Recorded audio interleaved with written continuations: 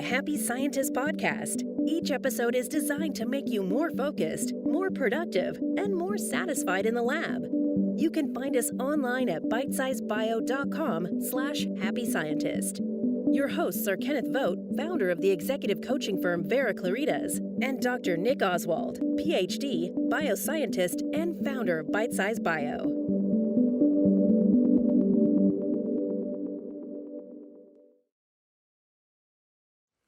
Hello and welcome to another edition of the Happy Scientist podcast. This, of course, is the place to be if you want to become a happier, healthier, and more productive scientist. I am Nick Oswald, the founder of bitesizebio.com, and today we draw on the wisdom of Mr. Kenneth Vogt, who is founder of the executive mentoring company Vera Claritas, but he's also Bitesize Bio's Mr. Miyagi. If you don't know who that is, look up Karate Kid. It'll be an education for you. Today, and in all other Happy Scientist podcast episodes, you will get to benefit from his Yoda or Mr. Miyagi-like words of wisdom to help you increase your performance, enjoyment, and success in the lab. Today's episode is called The Risks of Having to Be Right. Okay, Ken, take it away. All right. Well, Nick, you commented offline before this. Well, the outline looks kind of long, so I'll have to move right through it. But but then again, it's because it's such a big deal to people. We feel like we have to be right, and it seems pretty easy to make the argument about that. Well, do you want to be wrong? Well, no, of course we want to be right. The question is, why do you want to be right? Are you actually passionate about the truth? That you want to get down to what's really accurate? Or are you just circling the wagons because you don't want people to think you were wrong? And you don't want the social stigma that comes with being the guy who was wrong. So is it really that you want to be right, or is it you just don't want to be wrong? Now, another thing is time matters when it comes to being right. Because let's face it, knowledge has been unfolding and ongoing. Science has certainly been ongoing and unfolding. So what we know today and what we know tomorrow can often be quite different. And so is it that you need to be right already? That is, I need to be right now? Or are you committed to learning so that you can continue to expand upon the accuracy of the things that you believe are true and that you want to stand for in the world? So, we can have some fuzzy notions that are accurate, but we don't want to stay there. We want to refine things. We want to keep driving on and making the things that we're right about be better and better and better. But that's going to practically require that sometimes when you thought you were right, you were wrong. And you have to be willing to let go of that. You got to give it up. Because we've probably all been in situations, and hopefully for most of you it's not been very often, but where you stuck to a position, not because you still believed it, but because of hurt feelings, or because of embarrassment, or because you were afraid of losing face. So, and you know what? You ended up embarrassed and you ended up losing face. That's what will happen if you stick to things when you're not right. So first off, let's think about this from the standpoint of what are the practical reasons to being willing to give up on being right. Well, first off, if you're already right, that means that you can never be wrong. And that means you can never learn and you can never grow. Now, how many of you have found that stopping growing has been useful in your life and in your career? It's just not. You have to grow. And in fact, you're in a strange business where you're dealing with biology. And in biology, you got two choices: grow or die. So, apply it in your own career. Realize that your career is a living thing. It's a breathing thing. And that, with breathing, there's the in and the out. There's the ebb and the flow. So there are going to be times when you need to actually be learning rather than being right. And then there can be other times you need to stand your ground. But it can't be all about being right is always the best thing, because it's not. Sometimes it just isn't. Because sometimes even when you've had a position, maybe you've held it for a long time, and now it's being shaken. And what are you going to do? Well, if you're going to fix that, you can't refuse to acknowledge that there was something lacking. Maybe even something broken or wrong with what you were holding to as the truth before. You've got to be open to the possibility that things can be improved and can be made better. And we had an episode in the past that some of y'all may recall about what you don't know. That was episode 31. There are times when the thing that you think is right is based on what you know, but you don't know what you don't know. There may be other facts, other data that is critically important to the conclusion that's being drawn, and you don't even know about it. Well, how are you going to draw right conclusions then? So you have to be open to the idea that everything that I believe is right at this moment could be wrong, because there may be other data that I am unaware of.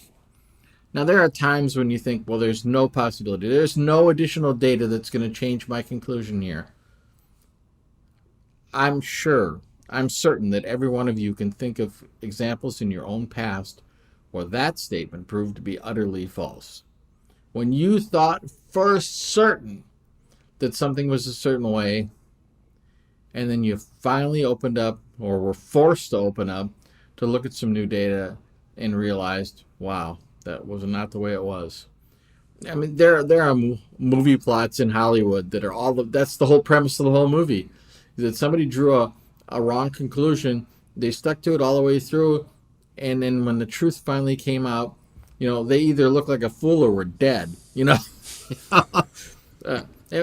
want that to happen to you. So this is the practical reason why you've got to be open to not having to be right all the time. Now, there's another part of this. There is a social cost to being someone who has to be right all the time. It can leave you out trapped in the weeds, as it were. That is, you're out there, and other people are going, you should come over here to the nice mowed lawn, but you're out there wandering around, and you don't even see how neat and beautiful it could all be. So you can get isolated, you can get ostracized for your insistence on being right as a guiding principle. Now, I'm not saying that it's wrong to insist on being right when when something specific is truly important to you, and you've put in the work to make sure that you're up to speed and that you're coming from the right place. But if you start off with, my principle is I'm always right now, what do I want to apply that to? You're going to have a lot more problems. One of the problems with that, of always having to be right, means never taking responsibility. And you might think, how is that irresponsible? Well, think about it this way. If I insist that I'm always right, if something goes wrong, or if something is missing, or something is causing problems elsewhere, I will never own that. No, I did it right. I did the right thing. So I can't be part of I can't be responsible for the problem. Well, how far are you going to get in your career if you never take responsibility for problems? That you never acknowledge that, you know what, maybe you are right about this thing, but it has consequences. And if you're unwilling to acknowledge those consequences and let go of this thing, even if you feel you are right about it, because there may be a bigger context, and in the bigger context, maybe you're not so right. So that's another dichotomy that happens here. You can be right in a narrow way of looking at it, and yet be totally wrong in a broader way of looking at it. And we live in an analog world where every little thing doesn't just sit in its own little cosmos. It everything is touching everything else. So everything that you insist on being right about, you got to look around at the wider consequences for holding that position. Because even if it's right in this one narrow area, it may be far from right in the broader context, and that could be very, very painful for you and people around you, and it could be very impacting on your career and on your work environment. And we've all seen that. I'm sure you've had to deal with people that they just have to be right all the time. They're just insistent on it. And how do we view those people? Well, we see them as pompous, we see them as arrogant, we see them as intractable. Those are not qualities that describe people you want to work with or Yeah, people you want to hire. it's interesting. That was one thing that just popped up in my mind there. When you said that was, how can anyone ever always be correct? and if someone always appears to be correct, how could you trust that? Because it's obviously a front. Right. Yeah, it becomes their knee-jerk position. Well, I'm right about what? Well, I don't know. What are we talking about? You know, and the people who are like that, they often tend to be that it tends that they're not good listeners. Being a good listener is a critically important skill for a scientist. And whether that's listening to other people or listening to your experiments or to the data, it really, really matters. We had an episode on that also, in episode 41, and do you listen? You don't want to be in that camp. Someone who is regarded as being a poor listener. Again, people don't want to interact with those folks. It's like, why am I talking? They don't listen. It's going to be a waste of my time because I'll be hammering my head against the wall trying to get something through because they already think they're right. And there's no changing that.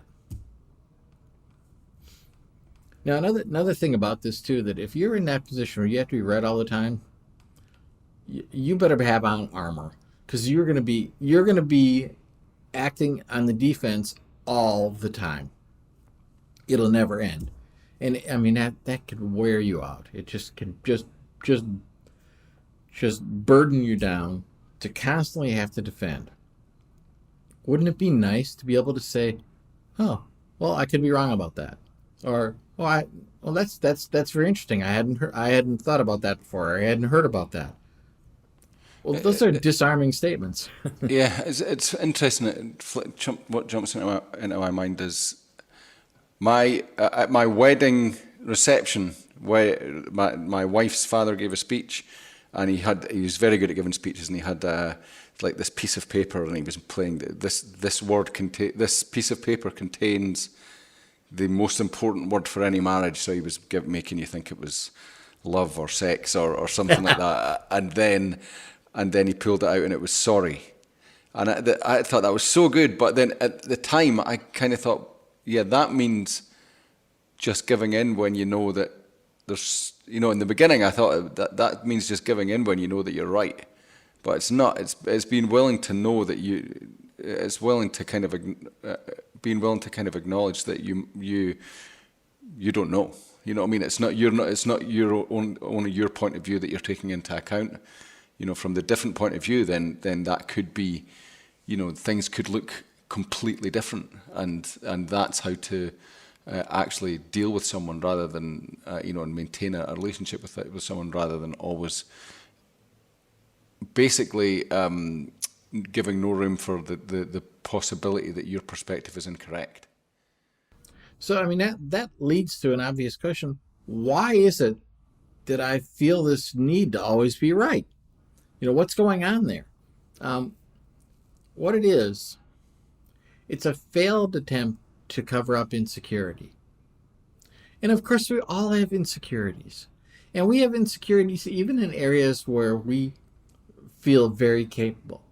You might have a reputation and be well regarded, and yet you still have insecurities in those areas. You still are going to have things that, boy, I wish nobody knew that I didn't know that, or I wasn't very good at this, or I wish no one had ever heard that I took that position back in the day. Well, If you've been Never doing this tweet. long enough, it's happened. Yeah. And okay, so why? Why are we worried about that? What if I was wrong?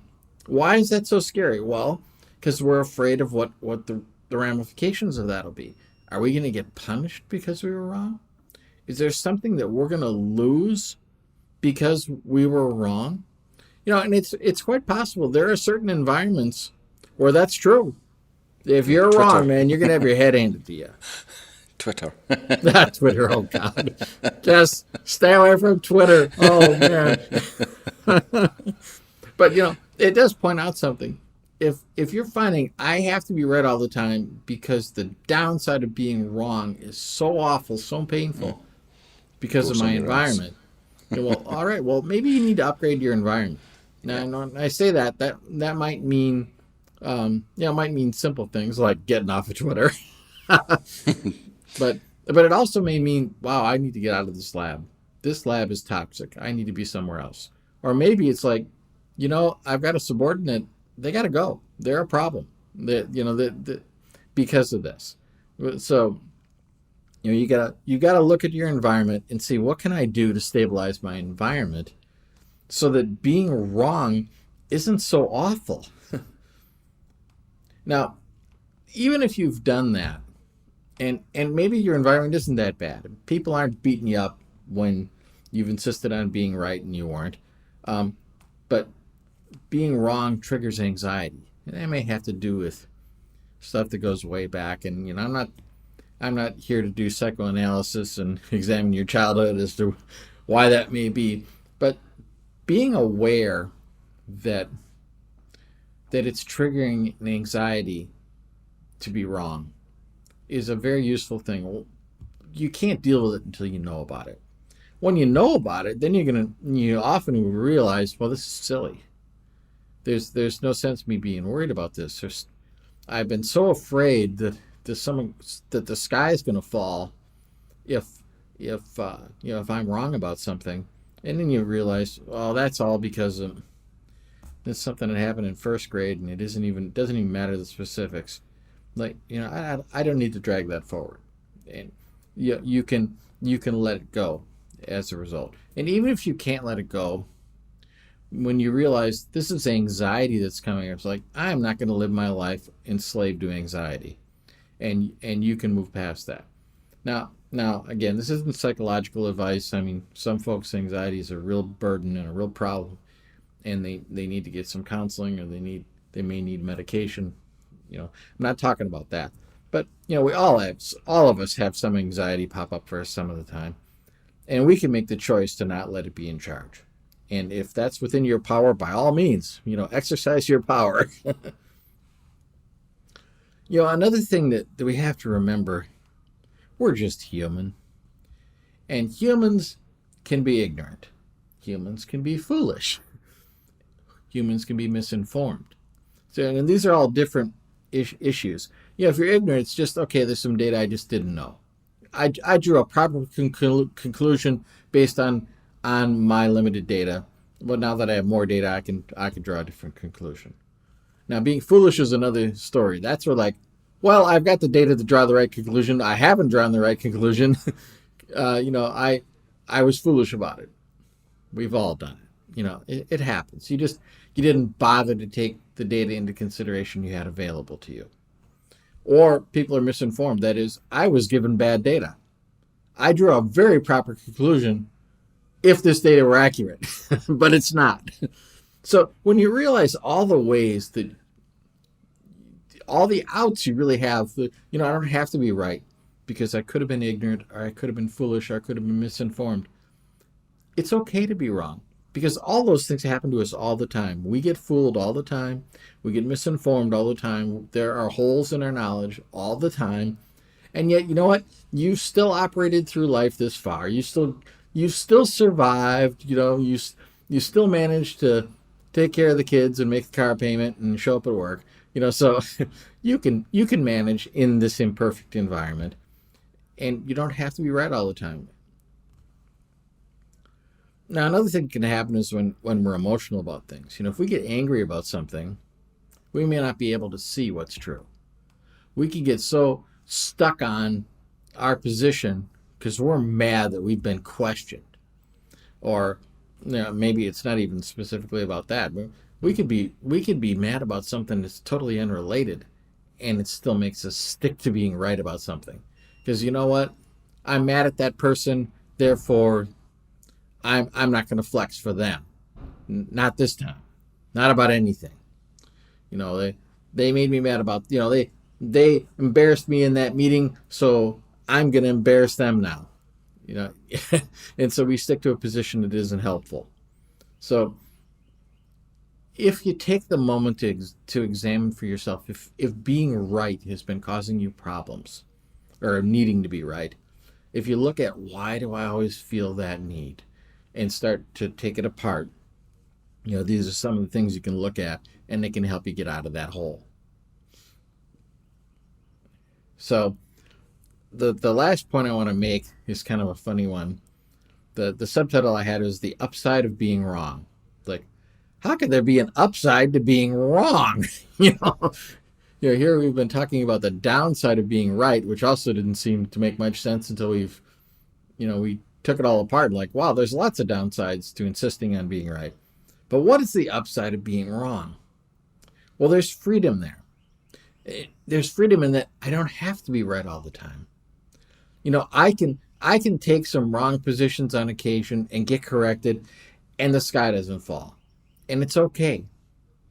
And the fact is, much of the things you've learned in life, you've learned because you were wrong.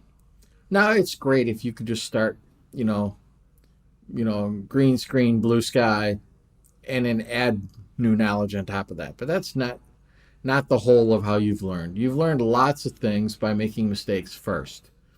How many of us learn to ride a bike without falling off? And yet we wanted to learn, and we were willing to learn. And you learned from those things that couldn't, mom or dad couldn't explain to you how to lean into a turn. You had to go do it. You had to experience it. And in some cases, you needed to experience doing it wrong to learn, okay, don't ever do it that way. So learning has been a seriously beneficial part of your life. And that learning has often been sourced in being wrong. So relish the fact that you've been wrong sometimes. Here's one I've always found kind of funny. It's very disarming to others when you unequivocally admit that you were wrong. People that are ready to fight with you. They've taken a position, you've taken a position, and then you go, well, yeah, I'm wrong. What? They don't know what to do with that. And it's actually kind of fun to watch sometimes when you see somebody that's ready to fight, and the first thing out of your mouth is, you're absolutely right. I was wrong about that. It's great. Now, another part of it is one of the reasons we've probably wanted to be right is we wanted to control things. And, control is just not all it's cracked up to be. It's not really that worthy of a goal. The fact is we can't control everything. We won't control everything. And in fact, we have an episode about that, number 23. We've mentioned it before, the siren song of control. And it is applicable in so many areas of your career, in so many areas of your life. Control isn't getting you that much. And so, being right so as to maintain control it's not paying dividends. It's not worth the investment. Finally, I will say that, being wrong isn't so bad after all. You can be wrong and just carry right on, just keep on going. It's no big deal. You fall down and skin your knee, you put a Band-Aid on, and you go back out to play. It's just not that bad. So if you've associated having, being right, being attacked for being right, you can break that association and realize it's just not that big a deal. And you're still going to be right a lot of the time. So it's fine. You don't have to give up on being right entirely. It's just be flexible enough that when the moment calls for you to give up on it, that you can easily lay it down and say, you know what, I'll live to fight another day. So that's what I have there. Anything you want to add to that, Nick? I think that was quite comprehensive, and there's not a lot to add. Just I actually do have one thing to add, and I didn't even mention it during the course of this. There's a great do you mean book. I was wrong, or yeah? No, I missed it myself. There's a great book I had in the notes I wanted to comment on. It's the title of the book is Principles, and it's by someone named Ray Dalio. Ray Dalio is he started one of the largest hedge funds that's ever existed from scratch. And you think, well, this is just a business book. It won't have much to do with me. It is certainly applicable in business, but it's got a much broader reach than that. And it's the principles that he has learned over 50 years of being, one of the most successful investors who ever lived, and somebody who's been instrumental on world affairs that go beyond just making money. And so I can highly recommend that book. And we've talked about in the podcast over the course of time, that we want to bring in best practices from other industries and apply them in science. And this is a perfect example of that.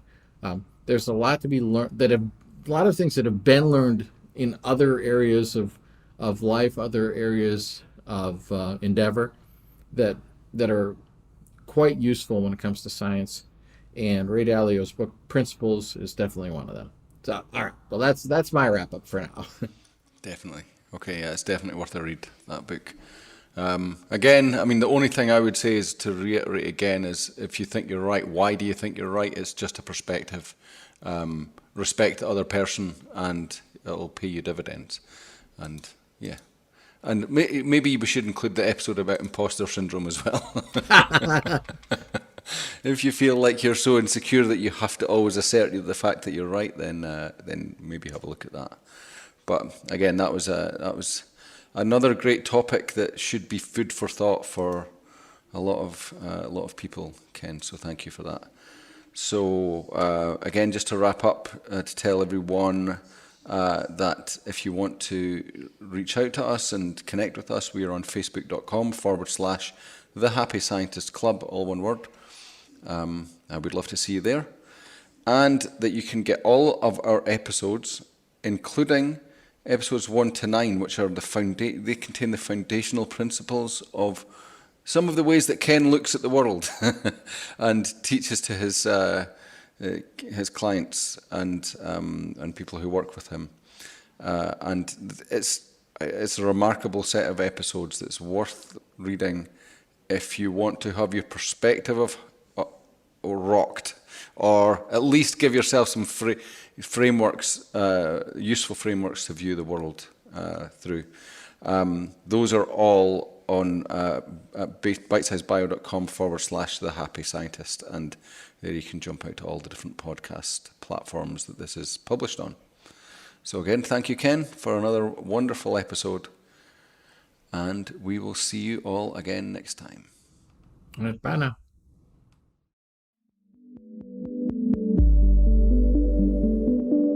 The Happy Scientist is brought to you by Bitesize Bio, your mentor in the lab. Bitesize Bio features thousands of articles and webinars contributed by hundreds of PhD scientists and scientific companies who freely offer their hard-won wisdom and solutions to the Bitesize Bio community.